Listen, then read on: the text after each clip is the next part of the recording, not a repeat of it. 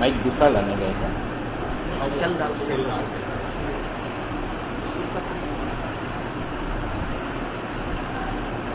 ایک تو کام کر رہے ہیں, بات شروع کر دیتے ہیں.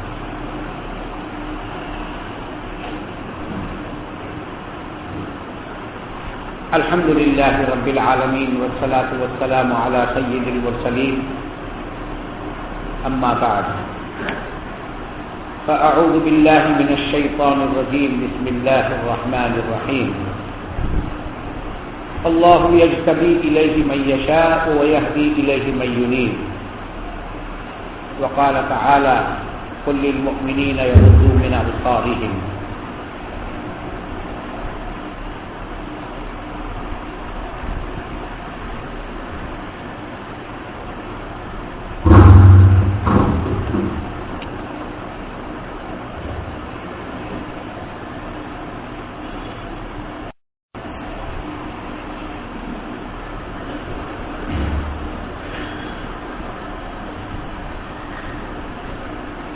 غنیمت جان لو مل بیٹھنے کو,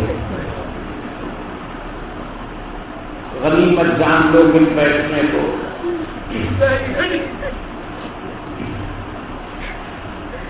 جدائی کی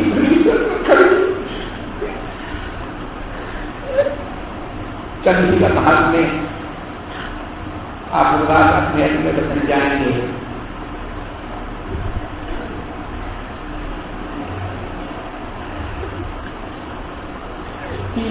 جو مطلب تھا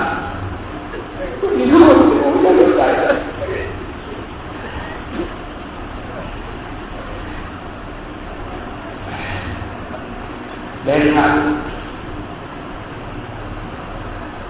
ہمیشہ تو نہیں رہ سکتے ایک ساتھ, لیکن ذہن میں رہے کہ ہر آن ہر گھڑی جو ہم نے اس محفل میں سنایا ہے, سنا ہے, جو پایا ہے, اس کو ہر آن ہر گھڑی مد نظر رکھنا ہے. جہاں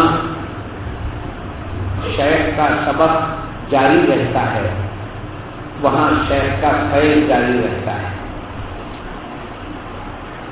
مدرسہ کسی درخت کے نیچے ایک استاد ایک شاگرد بیٹھ کر پڑھتے ہیں وہی مدرسہ ہوتا ہے.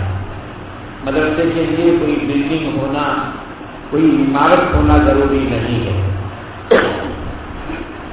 اسی طریقے سے شیخ کا سبق جس جگہ بیٹھ کر دہرایا جاتا ہے وہی خانقاہ ہے. نسبتوں میں ایک نسبت اویسیہ ہے. نسبت اویسیہ دیکھیے, حضرت اویس قرنی رحمۃ اللہ علیہ, حضرت سرکار دو عالم صلی اللہ علیہ وسلم کا زمانہ پایا ہے, آپ پر ایمان لایا ہے, لیکن آپ کی صحبت سے محروم رہے. اس وجہ سے آپ صحابہ کرام کے زمرے میں نہیں ہیں. ایک وہی شخص ہیں جن کے لیے ایک مخصوص نام رکھا گیا ہے, وہ مخزرمی کہلاتے ہیں. مخزرمی یعنی جنہوں نے اللہ کے رسول صلی اللہ علیہ وسلم کا زمانہ پایا, آپ پر ایمان بھی لائے, لیکن آپ کی صحبت حاصل نہ کر سکے. تو یہ ایک نسبت ہے حضرت اویس قرنی کے عمل سے اور ان کی زندگی سے چلتی ہے. وہ رکھتے کہ آپ کی صحبت نہیں پائے, لیکن آپ پر ایمان لائے اور آپ کی تمام سنتوں پر اور شریعت کے وہ تمام احکامات جو آپ صلی اللہ علیہ وسلم سے ان تک پہنچے, ان پر وہ پابندی سے عمل کرتے رہے.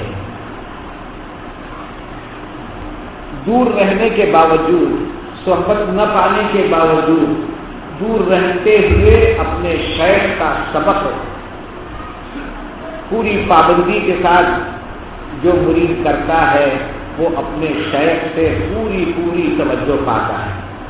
جیسے کہ حضرت اویس قرنی نے آپ صلی اللہ علیہ وسلم سے پوری توجہ پائی، پورا فیض پایا۔ وہ فیض پایا کہ خود حضرت عمر رضی اللہ تعالیٰ عنہ سے آپ صلی اللہ علیہ وسلم نے فرمایا کہ عمر، جب تم حج کے لیے جاؤ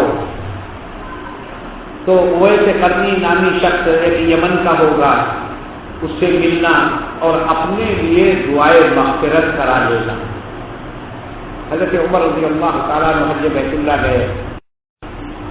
یمن کے لوگ جہاں پر قیام کیے ہوئے تھے وہاں جا کر آواز دی، اے یمن والو، تم میں سے کوئی اویس نامی شخص ہے؟ تو حضرت اویس قرنی وہ اپنے خیمے سے نکل آئے اور کہا کہ میں اویس ہوں، قرن کا رہنے والا ہوں۔ حضرت عمر رضی اللہ تعالیٰ عنہ نے بھی اپنا تعارف کرایا اور اس کے بعد کہا کہ اویس میرے لیے دعائے مغفرت کر دینا۔ حضرت اویس قرنی فرمانے لگے کہ اے امیر المؤمنین، آپ کیا فرما رہے ہیں؟ آپ نے اللہ کے رسول صلی اللہ علیہ وسلم کی صحبت پائی ہے اور بارہا غزوات میں، جنگ میں آپ صلی اللہ علیہ وسلم کے دوش بدوش جنگ لڑی ہے۔ آپ کا مرتبہ مقام کدھر اور میں ایک ادنا آدمی کدھر؟ آپ مجھ سے دعا کی درخواست اور دعائے مغفرت کی درخواست کر رہے ہیں۔ حضرت عمر رضی اللہ تعالیٰ عنہ نے فرمایا کہ اویس تقریر مت کرو،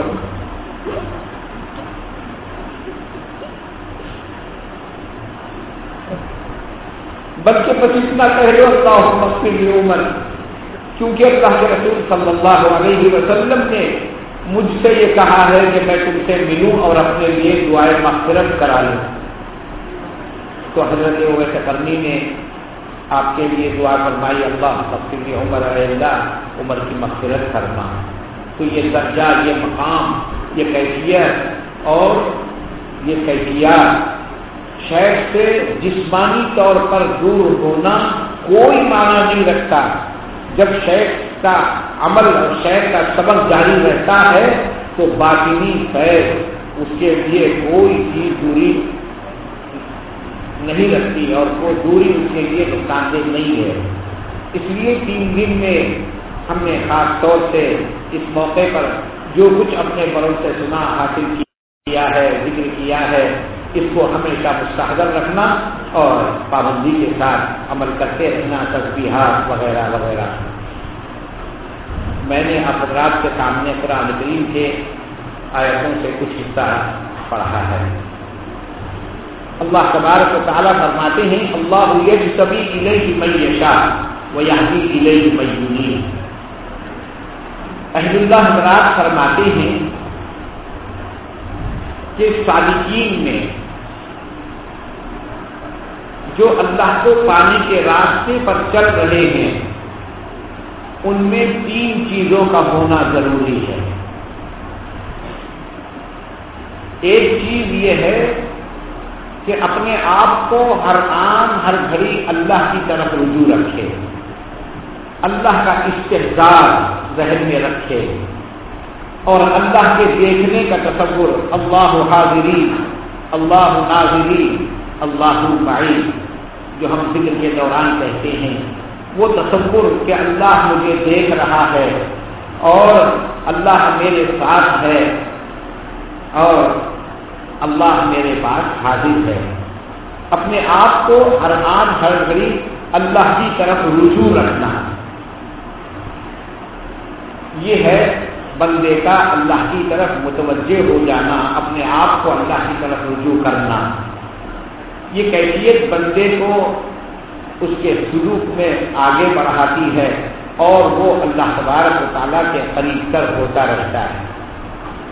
دوسری چیز، اپنے آپ کو اللہ کا محتاج بنانا، اپنے اندر احتیاط، اللہ تبارک و تعالیٰ کی احتیاط اپنے اندر پیدا کرنا کہ ہم ہر آن ہر گھڑی ہر چیز میں اللہ کے محتاج ہیں۔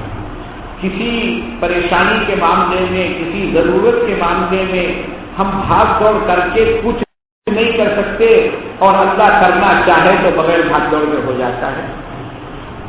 اس لیے ہر آن ہر گھڑی اپنی ساری ضرورتوں کو راست اللہ تبارک و تعالیٰ کے سامنے پیش کرنا اور اپنے آپ کو اللہ کا محتاج بنانا، اللہ تبارک و تعالیٰ سے اپنے مسائل کا حل طلب کرنا۔ اس کے لیے ہم مراقبہ توبہ بھی بتلاتے ہیں کہ روزانہ کم سے کم ایک وقت مراقبہ توبہ کیا جائے، اور مراقبہ توبہ پچھلی مجلسوں میں بھی کرایا گیا ہے، بہت ساروں کے ذہنوں میں ہوگا، بلکہ تقریباً سب کے ہی ذہن میں ہوگا۔ سالک کو چاہیے کہ وہ اپنے آپ کو اللہ کا محتاج بنائے، سالک کو چاہیے کہ وہ ہر آن ہر گھڑی اپنے آپ کو اللہ سے رجوع کرے۔ تیسری چیز بتلائی کہ اعتماد، سالک کے ذہن میں اللہ تبارک و تعالیٰ پر کامل اعتماد کا ہونا ضروری ہے۔ جو عبادت کر رہا ہے، جو نیکی کر رہا ہے، جو ذکر کر رہا ہے، اور عبادتوں پر، نیکیوں پر، ذکر پر اللہ کا